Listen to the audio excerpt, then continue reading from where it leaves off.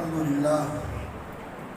لله نحمده ونستعينه ونستغفره ونعوذ بالله من شرور أنفسنا وسيئات أعمالنا من يهده الله فلا مضل له ومن يضلل فلا هادي له وأشهد أن لا إله إلا الله وحده لا شريك له وأشهد أن محمدا عبده ورسوله اللهم صل على محمد وعلى آل محمد وبارك على محمد وعلى آل محمد كما صليت وباركت على إبراهيم وعلى آل إبراهيم إنك حميد مجيد.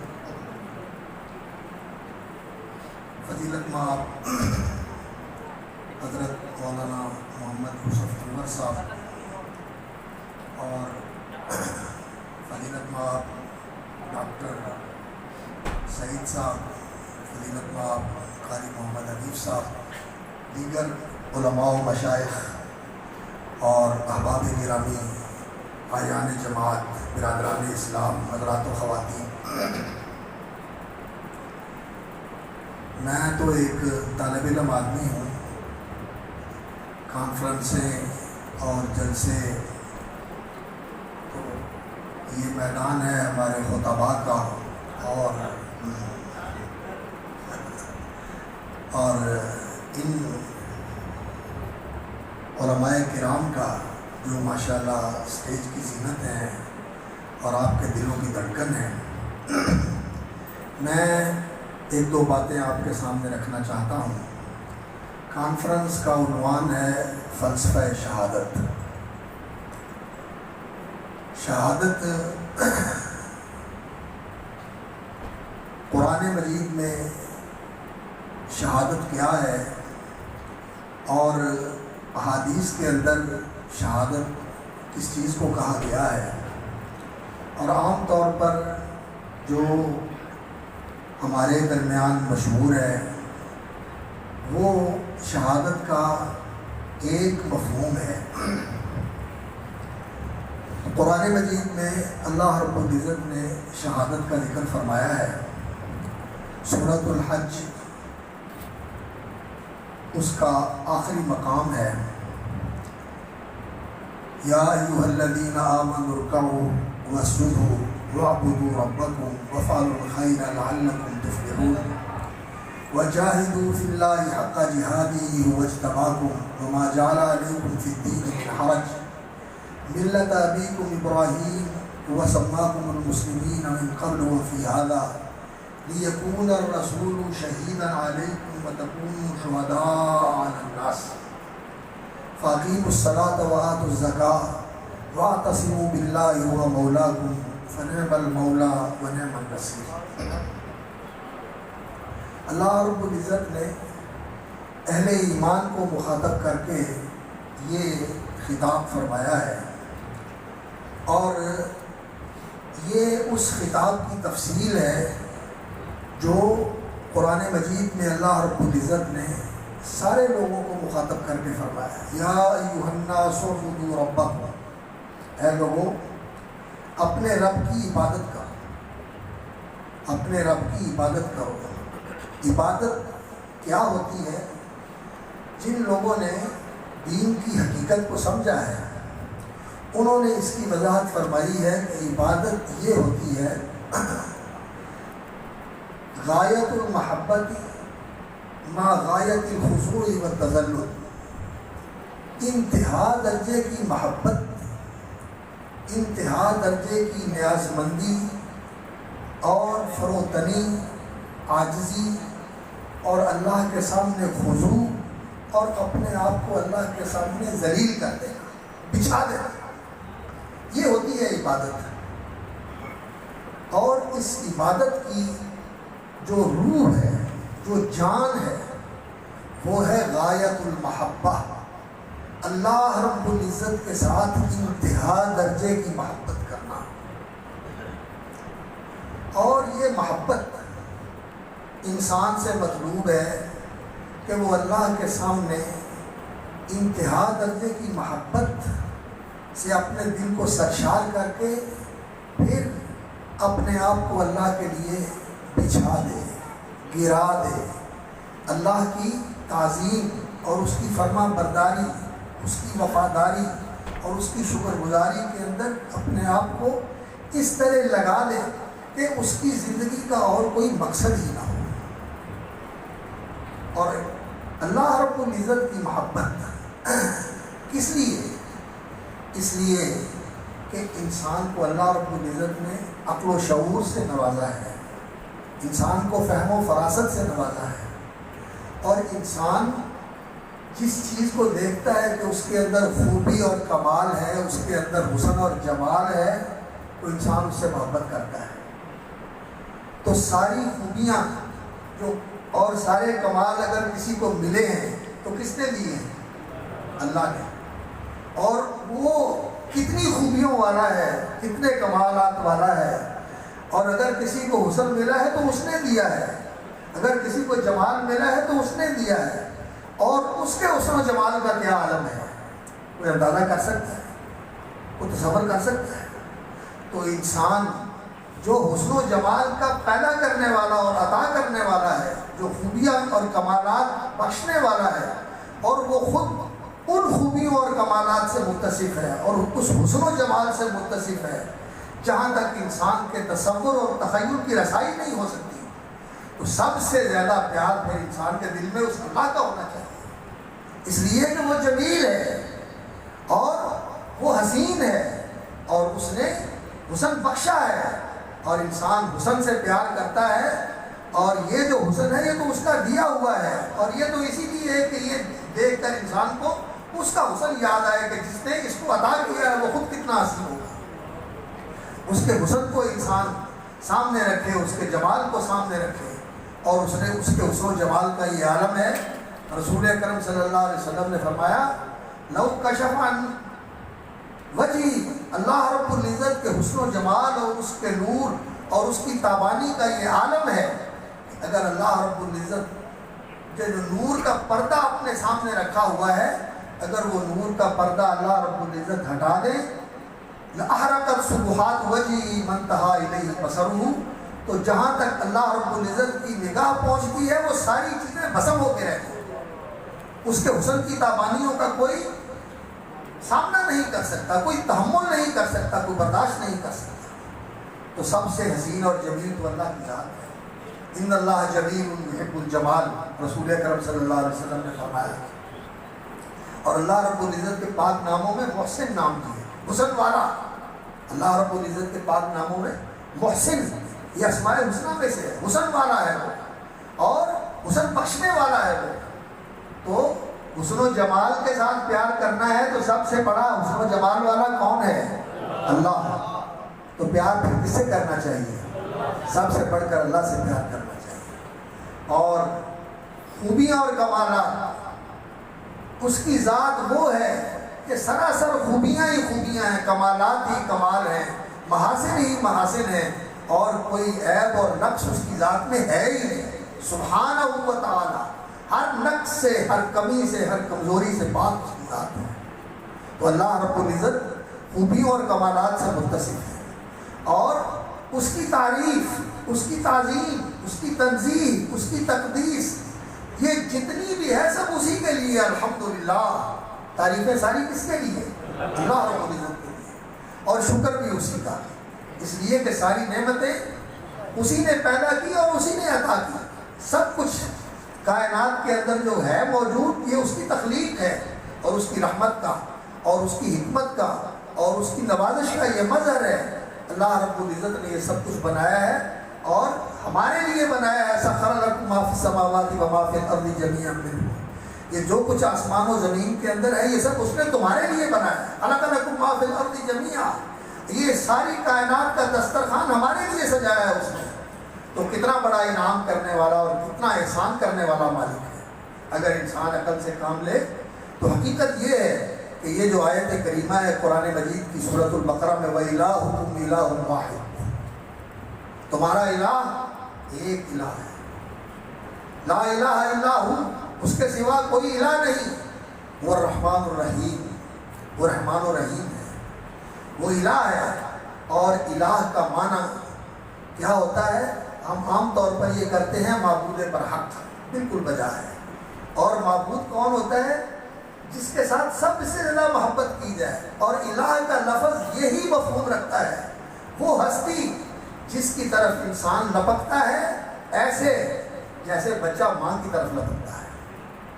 ماں کی آغوش میں جس طرح بچے کو پیار ملتا ہے، شفقت اور محبت ملتی ہے، اور پناہ اور تحفظ ملتا ہے، اس طرح اگر کوئی ہستی ہے کائنات کے اندر تو وہ اللہ رب العزت کی ہستی ہے، جو انسان کی حفاظت کرتا ہے۔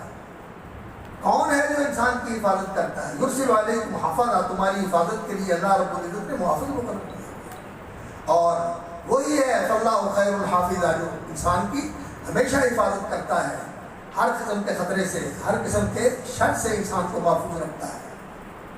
تو اللہ رب العزت ہمارا الہ ہے اور وہ ہمارا محبوب ہے، اور جو لوگ اس کی تفصیل کرتے ہیں وہ یہی کہتے ہیں کہ لا محبوب الا اللہ، اللہ کے سوا کوئی محبوب نہیں، لا مطلوب الا اللہ، اللہ کے سوا کوئی مطلوب نہیں، اللہ کے سوا کوئی مقصود نہیں۔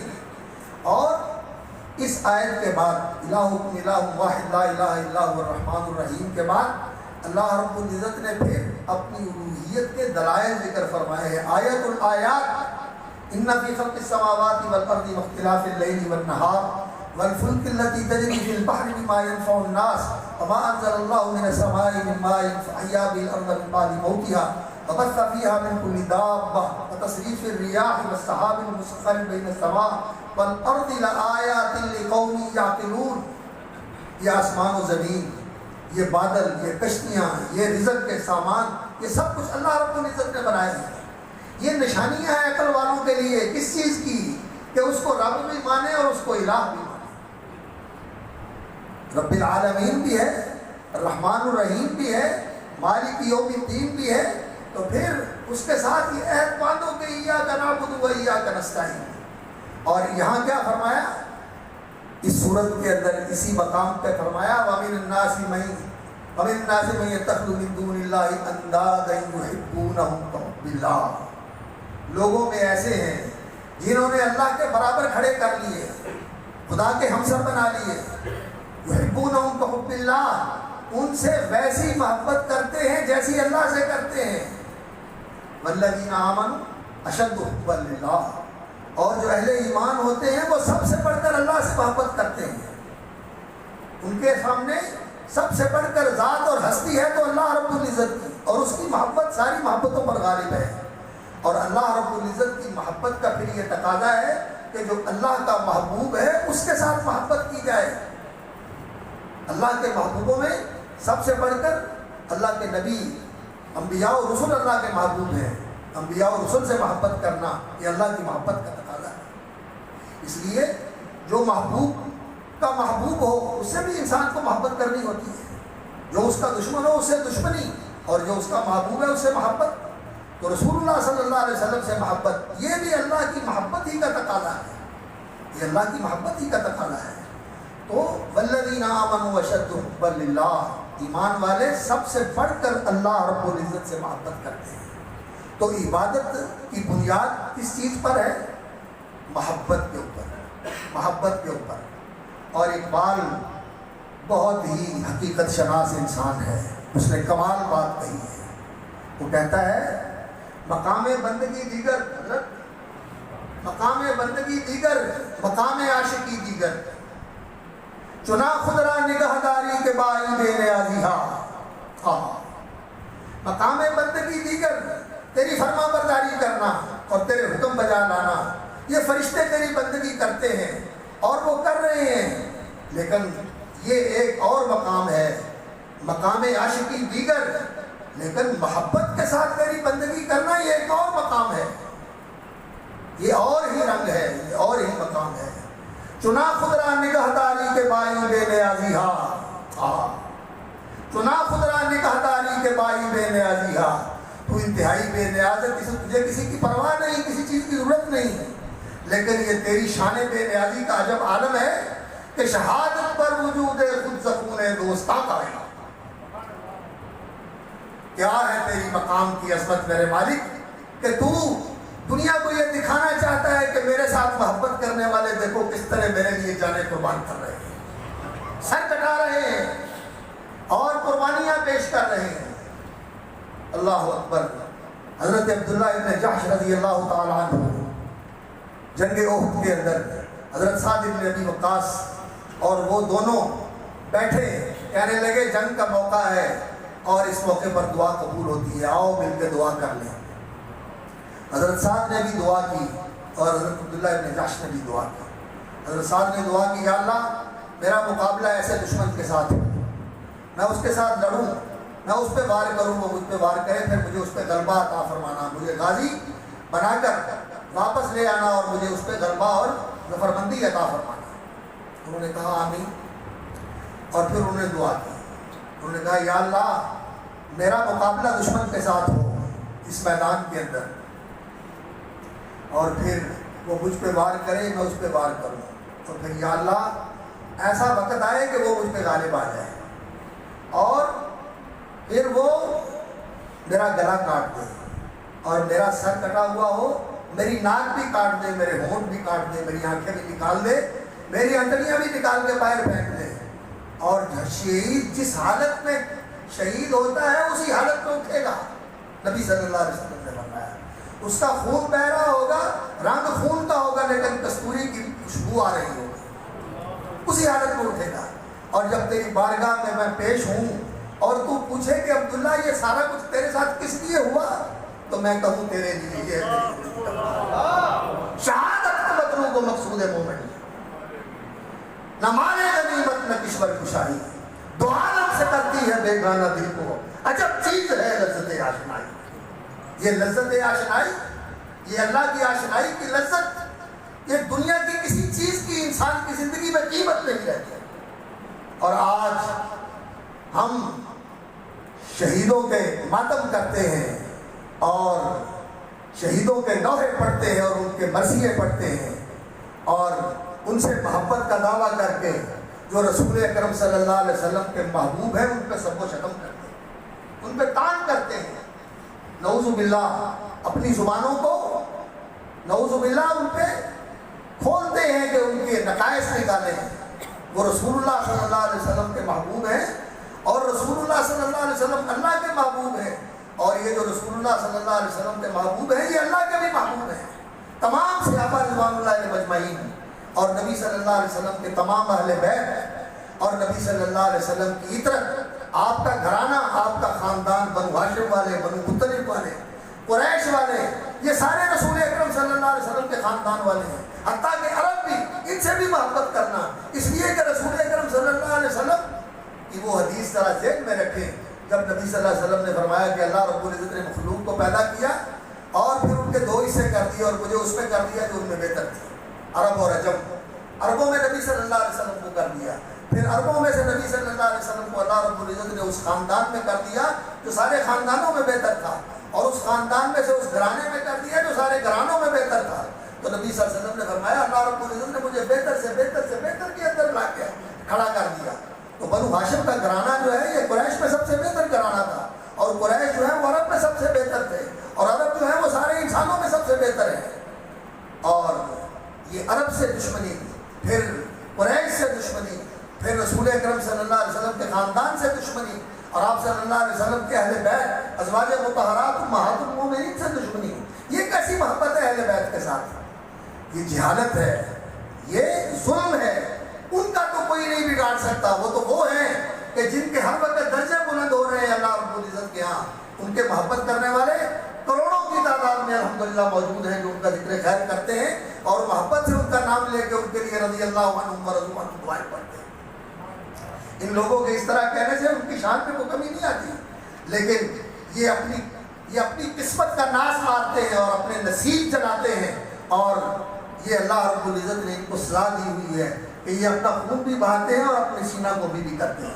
یہ دنیا میں ان کو سزا بھی نہیں ہے، اسی چیز کی یہ سزا ہے۔ تو محبت جو ہے اس کی نشانی کیا ہے؟ اس کی نشانی قربانی ہے، اور جن لوگوں نے اللہ رب العزت سے محبت کی انہوں نے جانوں کی قربانیاں دی۔ جنگ احد کے اندر، جنگ بدر کے اندر رسول اکرم صلی اللہ علیہ وسلم کے صحابہ نے اللہ رب العزت کی محبت کا تو یہ عالم دیکھا آپ نے عبداللہ ابن جحش رضی اللہ تعالیٰ عنہ اور حرام ابن ملحان رضی اللہ تعالیٰ عنہ، وہ جو رسول اکرم صلی اللہ علیہ وسلم نے جماعت بھیجی تھی قرا کی، جن کے ساتھ دھوکہ کیا گیا اور ان کو مظلومانہ شہید کر دیا گیا، تو جس آدمی نے نیزہ مارا حضرت حرام ابن ملحان کے پیٹ میں جو کمر سے پار ہو گیا، تو وہ کہتا ہے جب میں نے نیزہ مارا ان کے پیٹ میں اور وہ ان کی کمر سے پار ہو گیا تو ان کے منہ سے جو الفاظ نکلے انہوں نے مجھے ہلا کے رکھ دیا۔ وہ الفاظ کیا تھے؟ فزت ورب الکعبہ، رب قسم، کعبہ کی قسم میں کامیاب، کہ جان جس نے دی تھی اس کے لیے دے دی، اس کے بڑی اور زندگی کی سعادت کیا ہے؟ تو شہادت جو ہے یہ محبت کی نشانی ہے، اور اللہ رب العزت نے یہ قرآن مجید میں فرمایا ہے یعلم اللہ الذین آمنوا ویتخذ منکم شہداء، اللہ تعالیٰ تم میں سے وہ لوگ دکھانا چاہتا ہے جو اہل ایمان ہیں، اور اللہ رب العزت تم میں سے شہید لینا چاہتا ہے۔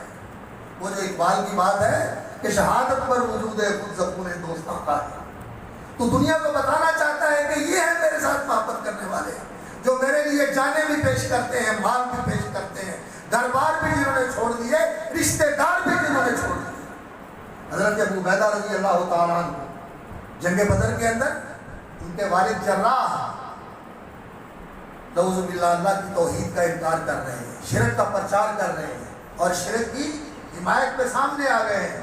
ابو عبیدہ نے چاہا کہ میں پہلو بچا کے نکل جاؤں، لیکن جب دیکھا کہ اس کی زبان سے شرک کا پرچار ہو رہا ہے اور توحید کا انکار ہو رہا ہے، تو بڑے اور تلوار چلائی، سر اڑا دیا، بیٹے نے باپ کا سر اڑا دیا۔ شہادت اس کا نام ہے، محبت اس کا نام ہے، اور حق کی گواہی اس کا نام ہے جو ان صحابہ نے دی۔ اور سید الشہداء حمزہ رضی اللہ تعالیٰ عنہ، اللہ اکبر، جن کی شہادت رسول اکرم صلی اللہ علیہ وسلم نے ان کو سید الشہداء کہا۔ اور پھر اسلام کی تاریخ شہداء کی تاریخ ہے، اسلام کی تاریخ میں وہ ایک شہید ہے۔ شہیدوں کی عصر نبوت کے اندر حضرت سمیہ رضی اللہ تعالیٰ عنہ سے یہ شہادت کے سلسلے کا آغاز ہوتا ہے۔ اس خاتون نے پہلی شہادت پیش کی، عمار ابن یاسر کی والدہ نے سب سے پہلی شہادت انہوں نے پیش کی اللہ کے دین کے لیے، اور پھر یہ سلسلہ بڑھتا رہا۔ اور رسول اکرم صلی اللہ علیہ وسلم کے اپنے جذبات کیا تھے؟ فرماتے ہیں کہ وددت، میں یہ چاہتا ہوں ان تقتل فی سبیل اللہ، کہ اللہ کے راستے میں شہید کیا جاؤں، پھر زندہ کیا جاؤں، پھر شہید کیا جاؤں، پھر زندہ کیا جاؤں، پھر شہید کیا جاؤں، پھر زندہ کیا جاؤں، پھر شہید کیا جاؤں۔ یہ محبت ہے اللہ رب العزت کی کہ اللہ کے لیے قربان ہونے کو جی چاہتا ہے۔ بلکہ رسول اکرم صلی اللہ علیہ وسلم نے فرمایا کہ کوئی جو جنت میں گئے ہیں وہ جنت سے واپس آنا نہیں چاہتا، لیکن شہید ہے جو جنت میں جا کے جنت کی نعمتیں پا کر، جنت کی راحتوں اور جنت کی بادشاہتوں سے سرفراز ہو کر بھی اللہ رب العزت سے یہ تمنا کرتا ہے کہ یا اللہ ایک دفعہ پھر دنیا میں واپس بھیج، پھر تیرے لیے سر کٹا کے آؤں کہ جو تیرے لیے کٹنے میں لذت ہے وہ جنت میں بھی نہیں۔ یہ ہے محبت، اور یہ محبت آج ناپید ہے۔ وہ اقبال نے کہا تھا یہ حقیقت خرافات میں کھو گئی، یہ امت روایات میں کھو گئی، بجھی عشق کی آگ اندھیر ہے، مسلمان ہی رات کا ڈھیر ہے۔ آج دنیا کی محبت نے کہنا ہے، آج کرسیوں کی محبت نے ہمیں منافق بنا، اقتدار کی محبت نے ہمیں دین سے دور کر دیا، دین کو بس کچھ ڈال دیا۔ آج اقتدار عزیز ہے، آج پیسہ عزیز ہے، آج اپنی چودر عزیز ہے، آج ووٹ محبوب ہے، دین کہاں ہے، کیا ہو رہا ہے اس کی کوئی پرواہ نہیں۔ تو یہ فلسفہ شہادت کانفرنس آپ کے اس جذبے کو تحریک دینے کے لیے ہے۔ اگر آپ یہ سبق لے کے جائیں تو سچی بات یہ ہے کہ یہ کانفرنس کا حاصل ہے، اور اگر آپ ایسے ہی اٹھ کے چلے جائیں اور یہ محبت کی شمع نہ جلے اور یہ محبت کی حرارت آپ کے اندر جو ہے یہ آپ کو گرمائے نہیں، تو ایسے ہی جیسے ٹھنڈے آئے تھے ویسے ہی اٹھ کے چلے جائیں، سبحان اللہ کا اور الحمدللہ کا اور نعرے لگائے اور بات ختم نہیں۔ یہ محبت کی آگ انسان کے اندر ایسی سلگنی چاہیے کہ پھر ہر چیز کو پسند کر کے رکھتے ہیں۔ اللہ کی محبت، اللہ کے رسول کی محبت صلی اللہ علیہ وسلم، اور نبی صلی اللہ علیہ وسلم کے اہل بیت کی محبت، اور سارے اہل بیت کی محبت جن میں ازواج مطہرات امہات المومنین کو قرآن نے اہل بیت کہا ہے، ان کی محبت۔ ایسے ہیں یہ لوگ، رسول اکرم صلی اللہ علیہ وسلم کے ازواج مطہرات امہات المومنین ان کے صرف ایک کو مانتے ہیں اور باقی سب کے کیسی محبت ہے اہل بیت کے ساتھ. اور صرف حضرت علی رضی اللہ تعالیٰ عنہ کا خاندان ہی اہل بیت نہیں ہے. نبی صلی اللہ علیہ وسلم آل ہاشم حضرت عباس رضی اللہ تعالیٰ عنہ اور دیگر نبی صلی اللہ علیہ وسلم کے خاندان کے لوگ ہیں. یہ سارے اہل بیت ہیں نبی صلی اللہ علیہ وسلم کے. یہ آپ صلی اللہ علیہ وسلم کے نسب کے اہل بیت ہیں. اور جو حضرات جو امہات المومنین ہیں وہ نبی صلی اللہ علیہ وسلم کی گھر والیاں ہیں. قرآن نے ان کو اہل بیت کہا ہے. اور وَيُطَهِّرَكُمْ تَطْهِيرًا اس آیت کا ولیم مصداق وہ ہے. تو رسول اکرم صلی اللہ علیہ وسلم سے محبت کرنا یہ ایمان کا تقاضا ہے. اور اس وقت تک کوئی ایمان نہیں ہے وَاللَّهِ لَا يُؤْمِنُ أَحَدُكُمْ حَتَّى يَكُونَ اللَّهُ وَرَسُولُهُ أَحَبَّ إِلَيْهِ مِمَّا سِوَاهُمَا. مسند احمد کی روایت ہے کوئی ایمان نہیں ہوتا کسی آدمی کا جب تک اللہ اور اس کا رسول سب سے بڑھ کر معبود نہ ہو. جو کچھ بھی ان کے سوا ہے وہ دنیا ہو تو دنیا کا کوئی مفاد ہو, کوئی انسان کی کوئی اپنی خواہش ہو, کوئی انسان کا مفاد ہو, وہ دنیا کا کوئی بھی عزیز ہو, کوئی رشتہ دار ہو, سب پیچھے ہیں. اللہ اور اس کا رسول سب سے آگے ہیں. اور پھر رسول اللہ صلی اللہ علیہ وسلم کے جو محبوب ہیں اللہ اکبر, جن کے بارے میں نبی صلی اللہ علیہ وسلم نے خطبے دیے اور جن کو آگے نبی صلی اللہ علیہ وسلم نے بشارتیں دی کہ میں نے جنت میں تمہارے گھر دیکھے ہیں, وہ لوگ رسول اکرم صلی اللہ علیہ وسلم کے محبوب تھے. ان سب سے محبت کرنا یہ ایمان کا تقاضا ہے. انصار سے محبت کرنا, مہاجرین سے محبت کرنا, خلفائے راشدین سے محبت کرنا, اور رسول اکرم صلی اللہ علیہ وسلم کے دو پھول حضرت حسن اور حضرت حسین رضی اللہ تعالیٰ عنہما سے محبت کرنا, سیدہ خاتون جنت فاطمۃ الزہرا رضی اللہ تعالیٰ عنہ سے محبت کرنا, اور ان کی ماں اور ہماری ماں حضرت عائشہ رضی اللہ تعالیٰ عنہ سے محبت کرنا. اللہ اکبر. یہ جو حدیث بیان کی ہے کہ سیدۃ النساء اہل الجنہ, یہ حضرت عائشہ نے تو بیان کی. حضرت عائشہ تو اس کی روایت. بات یہ ہے کہ انسان کو اپنے دل کے اندر یہ محبت کی جوت جگانی چاہیے, محبت کی جوت جگانی چاہیے. اور اس محبت سے انسان اگر سرشار ہو جائے تو پھر یقین کیجئے کہ انسان نے عبادت کی حقیقت کو پا لیا. آج یہ امت حقیقت سے دور ہے. اللہ رب العزت ہمیں عبادت کی حقیقت نصیب فرمائے. اور تکونوا شہداء علی الناس, لوگوں کے لیے دین کی گواہی دینے والے, اپنے عمل سے, اپنے کردار سے, اپنی ترجیحات سے, اور پھر جب موقع آئے تو اپنی جان اور مال سب کچھ اللہ کے لیے قربان کر کے اپنی اس محبت کی گواہی پیش کرو. یہ فلسفہ شہادت ہے. اللہ تعالیٰ اس کو سمجھنے اور اس کو حقیقت بنانے کی مجھے اور آپ کو توفیق عطا فرمائے. وآخر دعوانا الحمدللہ.